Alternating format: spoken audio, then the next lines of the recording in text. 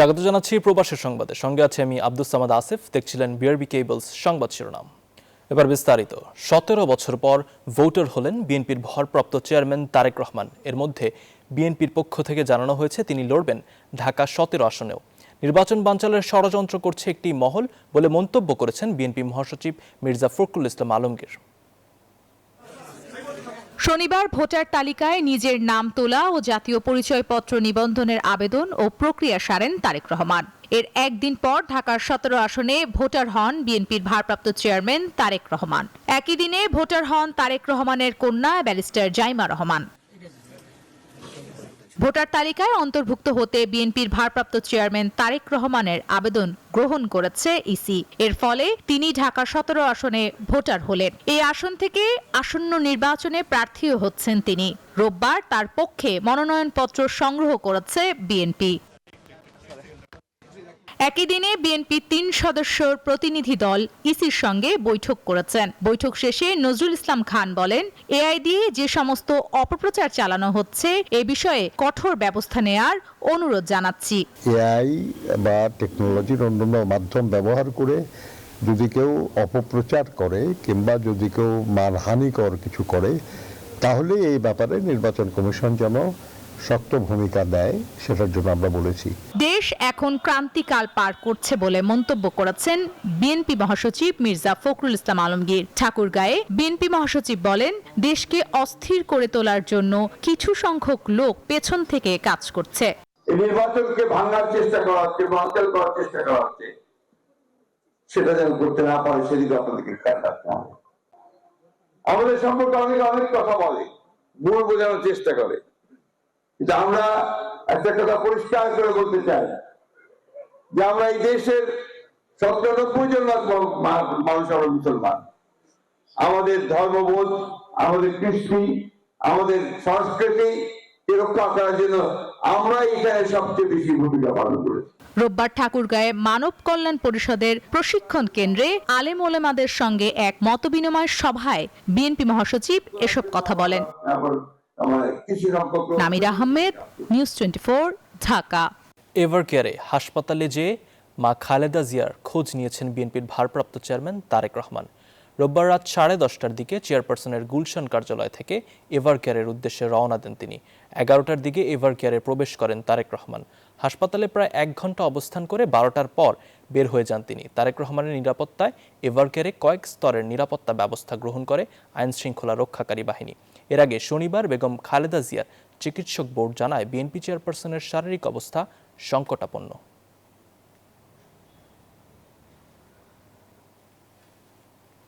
ইউরোপে অবৈধ অভিবাসন ঠেকাতে প্রথমবারের মতো সেফ কান্ট্রি অব অরিজিন বা নিরাপদ দেশের একটি তালিকা প্রকাশ করেছে ইউরোপীয় ইউনিয়ন। তালিকায় রয়েছে বাংলাদেশ সহ ভারত, মিশর, Morocco, Tunisia, Colombia, Albania, Serbia ও তুরস্ক। অবৈধ অভিবাসন নিয়ন্ত্রণ ও আশ্রয় ব্যবস্থাকে আরও কার্যকর করতে 3টি গুরুত্বপূর্ণ নিয়ম পুনর্গঠনের বিষয়ে চূড়ান্ত সমঝোতায় পৌঁছেছে ইইউ। এই পরিবর্তনগুলো আগামী মাসগুলোতে ধাপে ধাপে কার্যকর হওয়ার কথা রয়েছে। ইতালি থেকে সাইফুল ইসলামের তথ্য ও চিত্রে ডেস্ক রিপোর্ট। ইউরোপীয় ইউনিয়নের অভিবাসন নীতিতে বড় ধরনের পরিবর্তন আসছে। ইউরোপে অবৈধ অভিবাসন ঠেকাতে প্রথমবারের মতো সেফ কান্ট্রি অব অরিজিন বা নিরাপদ দেশের একটি তালিকা প্রকাশ করেছে ইইউ। তালিকায় বাংলাদেশ সহ রয়েছে ভারত, মিশর, Morocco, Tunisia, Colombia, Albania, Serbia ও তুরস্ক।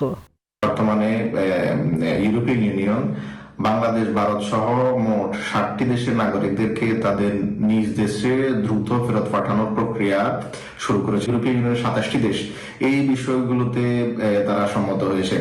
এখন থেকে ইউরোপীয় ইউনিয়নের এই 27টি দেশে যারা আশ্রয় আবেদন করবে বা যারা অবৈধভাবে এখানে আসবে, তাদের আশ্রয় আবেদন যদি গ্রহণযোগ্য না হয়, সেই ক্ষেত্রে তাদেরকে দ্রুত ফেরত পাঠানোর প্রক্রিয়া শুরু করবে।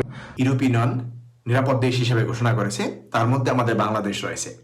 এখন থেকে এই সকল নিরাপদ দেশের নাগরিকরা অবৈধভাবে আসলে তাদের বৈধ হওয়ার প্রক্রিয়া আগের চেয়ে অনেক কঠিন হয়ে যাবে। এর পাশাপাশি যারা অবৈধভাবে আসবেন এবং যারা অবৈধভাবে এখানে আসেন, তাদের অনেক সম্ভাবনা বাড়তেছে দেশে পাঠাই দেওয়ার। যারা অবৈধভাবে আসবেন অথবা আসতে চান, তারা অবশ্যই সব বিষয় বিবেচনা করে তারপর কাজ করবেন। ইইউ পার্লামেন্ট জানিয়েছে এসব দেশ থেকে আসা আশ্রয় প্রার্থীদের আবেদন দ্রুত নিষ্পত্তি করা হবে এবং অধিকাংশ ক্ষেত্রে তা কম গ্রহণযোগ্য হিসেবে বিবেচিত হবে। নতুন নিয়ম অনুযায়ী কোনো আশ্রয় প্রার্থী যদি তালিকাভুক্ত নিরাপদ দেশের মধ্য দিয়ে ইউরোপে প্রবেশ করে অথবা সংশ্লিষ্ট দেশের সঙ্গে দ্বিপাক্ষিক চুক্তি থাকে তাহলে তার আবেদন বাতিল করা যাবে। তবে অভিভাবকবিহীন অপ্রাপ্তবয়স্করা এই নিয়মের বাইরে থাকবেন। ইতালির স্বরাষ্ট্রমন্ত্রী মাত্তেও পিয়ান্তেদোসি বলেন এটি অভিবাসন নীতিতে বড় পরিবর্তন। সমুদ্র উদ্ধার কাজ নিয়োজিত এনজিওগুলো অভিবাসন বাড়াচ্ছে বলেও অভিযোগ করেন তিনি। বর্তমানে 4 জনের একজনকে ফেরত পাঠানো সম্ভব হলেও নতুন নিয়মে সেই হার আরও বাড়বে বলে জানান তিনি। নতুন নীতিতে ইইউর বাইরে রিটার্ন হাব স্থাপনের সুযোগ থাকছে। ইতালির অর্থায়নে আলবেনিয়ায় গড়ে ওঠা জাদির ও সেনজেন কেন্দ্রগুলোকে এর প্রথম উদাহরণ হিসেবে দেখা হচ্ছে। Desk report, news 24। সৌদি আরবের রাজধানী রিয়াদে অনুষ্ঠিত হয়েছে বিজ্ঞান মেলা। ক্ষুদে বিজ্ঞানীদের আবিষ্কার ও ডিসপ্লে দেখতে মেলায় দর্শনার্থীদের ছিল উপচে পড়া ভিড়। প্রবাসী বাংলাদেশের সন্তানদের মানসম্মত শিক্ষা দিতে বাংলাদেশ শিক্ষা মন্ত্রণালয়ের তত্ত্বাবধানে পরিচালিত হচ্ছে এইসব শিক্ষা প্রতিষ্ঠান। বাংলাদেশ দূতাবাসের minister councillor barrister Mosharraf Hossain বিজয়ীদের মাঝে পুরস্কার বিতরণ করেন। সৌদি আরবের রাজধানী রিয়াদে বাংলাদেশ ইন্টারন্যাশনাল স্কুল অ্যান্ড কলেজের আয়োজনে এই মেলায় অংশ নেন ক্ষুদে বিজ্ঞানীরা। তাদের উদ্ভাবনী চিন্তা, বৈজ্ঞানিক প্রজেক্ট ও সৃজনশীল ডিসপ্লে দেখতে শিক্ষার্থী, শিক্ষক, অভিভাবক সহ রিয়াদে বসবাসরত বাংলাদেশি কমিউনিটির ছিল উপচে পড়া ভিড়। বিশ্বের বিভিন্ন দেশে ছড়িয়ে থাকা প্রায় 1.5 কোটি প্রবাসী বাংলাদেশি সন্তানদের মানসম্মত শিক্ষা দিতে বাংলাদেশ শিক্ষা মন্ত্রণালয়ের তত্ত্বাবধানে পরিচালিত হচ্ছে এসব শিক্ষা প্রতিষ্ঠান। তারই একটি হলো রিয়াদে Bangladesh international school and college.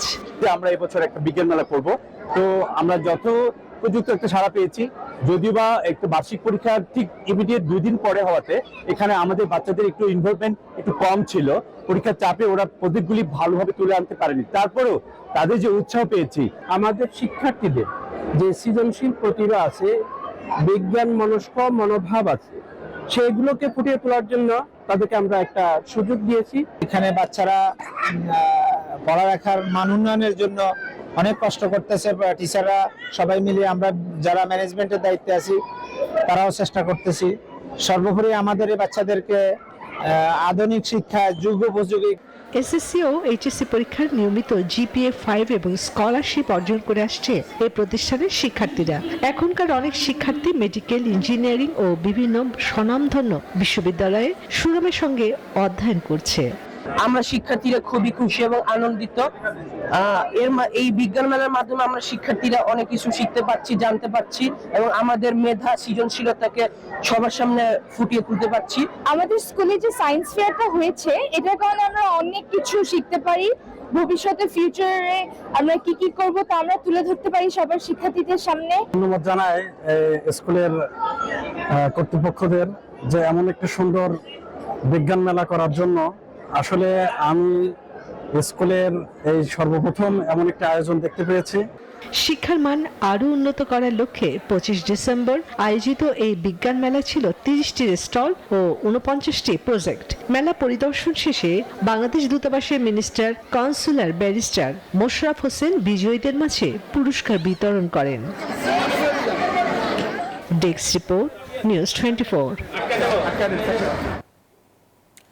ভ্রাতৃত্ব, ভালোবাসা ও শান্তির বার্তা নিয়ে আনন্দঘন পরিবেশে উদযাপিত হলো ক্রিসমাস উৎসব। এ উপলক্ষে ইতালির ভেনিসে আয়োজিত অনুষ্ঠানে বিভিন্ন শ্রেণী পেশার মানুষ স্বতঃস্ফূর্তভাবে অংশগ্রহণ করেন।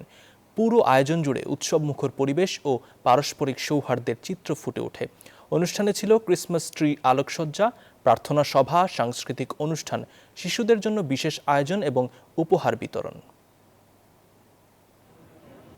আমরা যারা এই ইউরোপে বসবাস করি, খ্রিস্টান ধর্মের, এদের সাথে আমরা এই আনন্দটাকে ওরা আমাদের সাথে কিছুটা ভাগাভাগি করে সবার উপর বন্টন করে দেয়।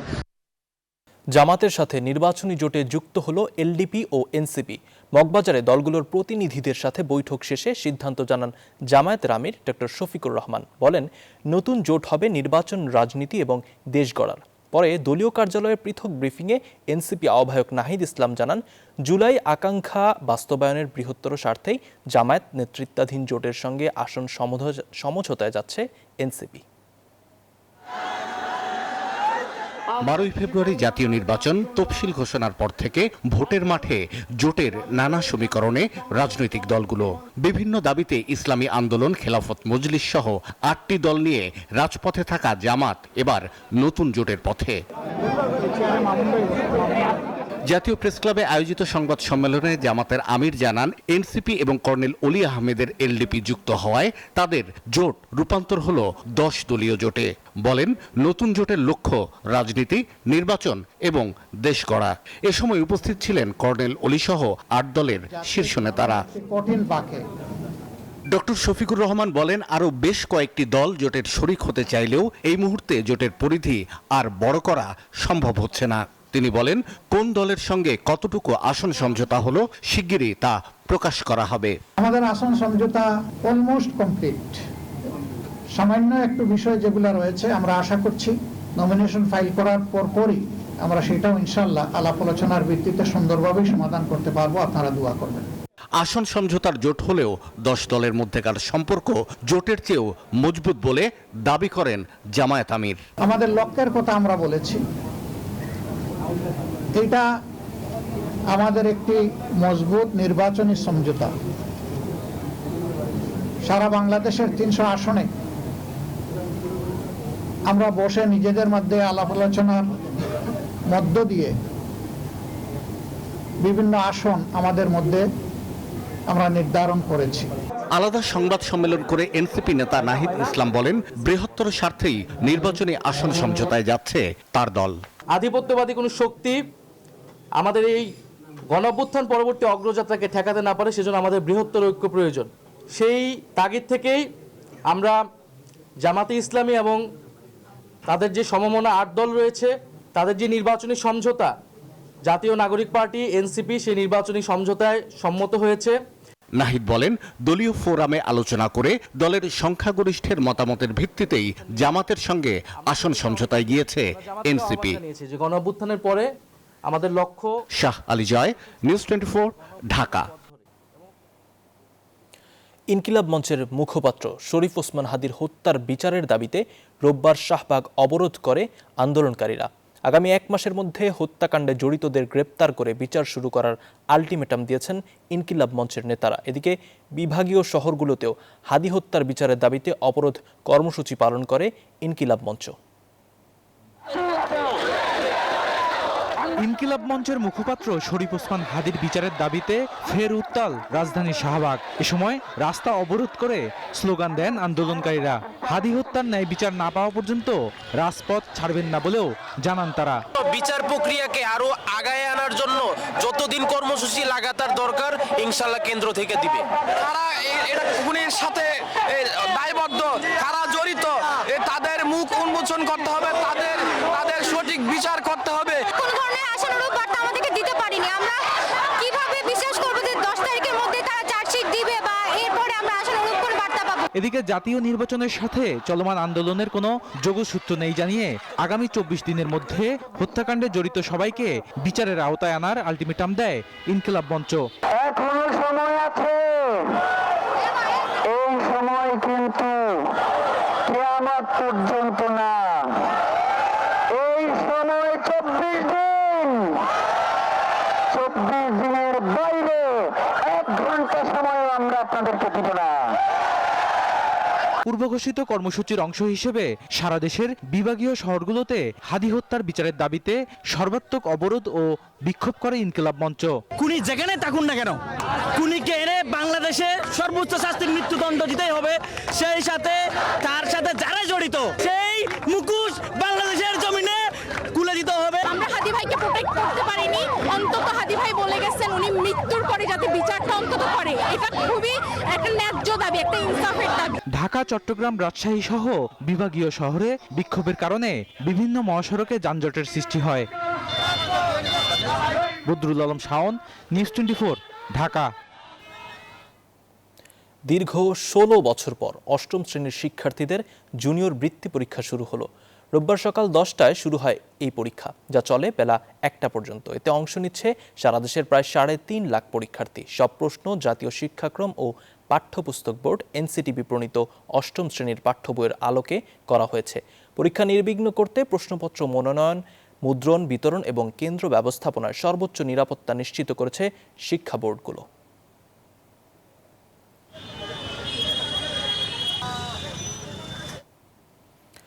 জানুয়ারির মধ্যেই শতভাগ শিক্ষার্থী পাঠ্য বই পাবে, জানিয়েছেন শিক্ষা উপদেষ্টা ডক্টর CR আবরার। রাজধানীর মতিঝিলে এক অনুষ্ঠানে এসব কথা বলেন তিনি। কতটুকু নির্ভুল এবং মানসম্পন্ন বই দিতে পারবে, that will be the ultimate test. এবং সেই হিসেবে আমরা মনে করি that we have come up. আজকে আমরা শুনলাম মূল প্রেজেন্টেশনে যে শিক্ষা কার্যক্রম আগামী বছর জানুয়ারি মাঝামাঝি থেকে শুরু করে তার আগে অলমোস্ট 100% বই সেগুলো পৌঁছে যাবে। আবারও আয়কর রিটার্ন জমা দেওয়ার সময় বাড়ালো জাতীয় রাজস্ব বোর্ড NBR। ফলে ব্যক্তি করদাতা ও হিন্দু অবিভক্ত পরিবার জরিমানা ছাড়া 2026 সালের 31 জানুয়ারি পর্যন্ত রিটার্ন দিতে পারবে। এর আগেও আয়কর রিটার্ন জমা দেওয়ার সময় 1 মাস বাড়ানো হয়েছিল। সাধারণত প্রতি বছর আয়কর রিটার্ন জমা দেওয়ার শেষ দিন থাকে 30শে নভেম্বর, কিন্তু প্রতি বছর NBR একাধিকবার এই রিটার্ন জমা দেওয়ার মেয়াদ বৃদ্ধি করে। কিছু ব্যতিক্রম ছাড়া এবার সবাইকে অনলাইনে রিটার্ন দিতে হবে। বর্তমানে দেশের প্রায় 1,15 লাখের বেশি কর শনাক্তকরণ নম্বরধারী বা TIN আছেন। আজ সিলেটে BPL মিশন শুরু করবে রংপুর রাইডার্স। ফ্র্যাঞ্চাইজি লিগ মাতিয়ে সিলেটে দলের সাথে যোগ দিয়েছেন মুস্তাফিজুর রহমান। ম্যাচের আগের দিন অনুশীলনে ঘাম ঝরিয়েছেন রিয়াদ সোহানরা। একদিকে চট্টগ্রামের বিপক্ষে মাঠে নামবে শক্তিশালী রংপুর, আরেক ম্যাচে নোয়াখালীর প্রতিপক্ষ রাজশাহী। জমজমাট এই দুই ম্যাচে মাঠে নামবে দেশি বিদেশি তারকারা। সিলেট থেকে শাহিন মিয়ার ক্যামেরায় আশিক সারওয়ারের রিপোর্ট। BPL এর আগে গোটা রংপুর শিবিরের অপেক্ষা মুস্তাফিজের জন্য। IL T20 মিশন শেষে রবিবার দলের সাথে যোগ দিয়েছেন কাটার মাস্টার। সিলেটে প্রথম দিনের অনুশীলন করেছেন। মুস্তাফিজ রংপুরের সবথেকে বড় অস্ত্র। IL T20-তে যে কটা ম্যাচ খেলেছেন আসরের সর্বোচ্চ উইকেট শিকারী ছিলেন। IPL-ও দেশের ইতিহাসে সর্বোচ্চ দাম পাওয়ার রেকর্ড গড়েছেন। রংপুর রাইডার্সের পাকিস্তানি ব্যাটার খাজা নাফেও IPL-এ ফিজের বোলিংয়ের প্রশংসা করেছেন। जी बिल्कुल, मुस्तफिजुर भी काफी सीनियर प्लेयर है। मैंने IL T20 দেখা হয়নি, তবে IPL-এ আগের আসরগুলোতে ফিজের বোলিং দেখেছি। সেখানে সে দারুণ বোলিং করেছে। BPL-এও সেরা ছন্দে থাকবে। বোলিংয়ে ফিজের সাথে ব্যাটিংয়ে মাহমুদুল্লাহ রিয়াদের অভিজ্ঞতা রংপুর শিবিরের তরুণদের জন্য বাড়তি পাওয়া। ছোটবেলা থেকেই খাজানাফে মাহমুদুল্লাহ রিয়াদকে খেলতে দেখেছেন। তার মতে দলের জন্য রিয়াদ বড় ভূমিকা পালন করতে পারেন। बिल्कुल काफी सीनियर प्लेयर है। जब मैं छोटा सा था, আমি যখন ছোট ছিলাম 7-8 বছর বয়স থেকে রিয়াদ ভাইকে খেলতে দেখেছি। অনেক অভিজ্ঞ ক্রিকেটার, দলের জন্য তার অভিজ্ঞতা কাজে লাগবে। আমিও তার কাছে শিখতে চাইবো। রংপুরের সাথে সিলেটে একই দিনে অনুশীলন করেছে চট্টগ্রাম, রাজশাহী ও নোয়াখালীর ক্রিকেটাররা। রাজশাহী চট্টগ্রাম একটি করে জয় পেলেও নোয়াখালী এখনো জিততে পারেনি। সোমবার তাদের প্রতিপক্ষ শক্তিশালী রাজশাহী, যদিও নোয়াখালীকে ছোট করে দেখছেন না রাজশাহীর ব্যাটিং কোচ। আমরা টপার আমাদের একটু কলাপস করতেছে, ওইখান থেকে আমাদের কিছুটা কন্ট্রিবিউশন আসলে আমাদের জন্য একটু ভালো হতো। আমি মনে করি আগামীতে আমাদের তামিম আছে, অবশ্যই পারফর্মার, সে এখানে পারফর্ম করবে। আমরা মুখে আছি ও পারফর্মের জন্য। এবং শান্ত, ডেফিনেটলি শান্ত তার আসলে যে ন্যাচারাল যে খেলাটা, ওকে নিয়ে যেভাবে সমালোচনা হয় আসলে এটা নিতান্তই ভুল ও প্রমাণ করেছে। এবং ওর ন্যাচারাল যে ক্রিকেট খেলাটাও আসলে খেলছে এবং সে পারফর্ম করেছে। সিলেটে শুরুর 2 দিনে মাঠে দর্শকদের উপচে পড়া ভিড় দেখা গেছে। তারকায় ঠাসা রংপুরের আগমনে দর্শকদের এই উন্মাদনা আরো বাড়বে বলেই মনে করছে সংশ্লিষ্টরা। সিলেটে প্রথম 2 দিনে হাড্ডাহাড্ডি লড়াই দেখেছে দর্শকরা। তৃতীয় দিনেও সেই ধারাবাহিকতা বজায় থাকবে, দর্শকদের এমনটাই প্রত্যাশা থাকবে। সিলেট আন্তর্জাতিক ক্রিকেট স্টেডিয়াম থেকে আশিক সারওয়ার, নিউজ 24। এই ছিল নিউজ 24 প্রবাসী সংবাদে। এতক্ষণ সাথে থাকার জন্য ধন্যবাদ।